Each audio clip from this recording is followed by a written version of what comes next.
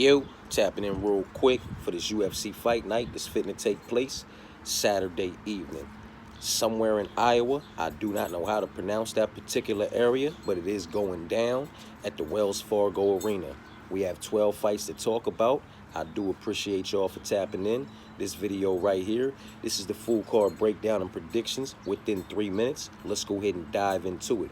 Now, I'm not necessarily sure what that lineup's going to look like come fight night, but this is the one that I have in front of me this afternoon, so this is very much so the one we're going to rock with. You know what I'm talking about?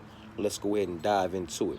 Now, that first fight of the night, as of right now, that's low-level women's MMA, in my personal opinion, a complete stay-away type situation. It's a fight that I want absolutely nothing to do with, not in any way, shape, form, or fashion, but for the sake of a pick, you can give me the dog. You can give me the killer, Juliana Miller, to be the one to find a way to get this one done in some way, shape, form, or fashion. I get it. 7-2 looks a lot more appealing than 3-3. She came into the UFC undefeated, and since then, you know, caught a loss, caught a dub, caught a loss. She's 1-2, if I'm not mistaken, inside the UFC. The level of opposition that she's competed up against, there's no significant difference. You understand what I'm saying to you? The only difference between these two women, in my personal opinion, is that Juliana Miller is a more dominant wrestler and grappler, as well as a more dominant jiu-jitsu practitioner. You know what I'm talking about?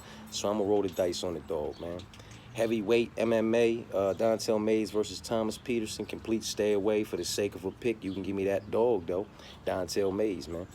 Moving on. I'm taking Gaston over Quang Lee. You can give me Jillian over Marina. Azamat over Ryan. I'll take Misha over Yana, but that's a fight I want absolutely nothing to do with. Hopefully Misha gets the dub, but, you know, it is what it is. And then give me the big dog and Jeremy over Mason, man.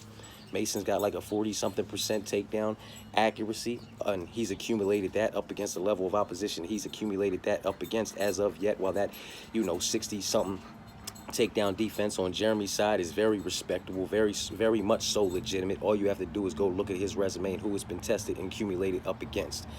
Plus, you mix that with their physicalities and their physical frames. Jeremy being a bit shorter and more compact, it's going to be harder for Mason Jones to get to those hips. And if he cannot get that fight down to the mat, what's going to happen to that young man?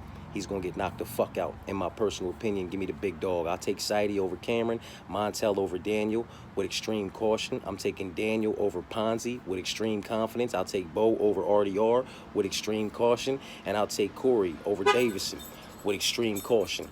Yeah, I'm talking about. It is what it is. I like who I like. Appreciate y'all for tapping in. Best of luck with any and all bets and parlays. More content incoming as far as these fights are concerned. Peace and blessings.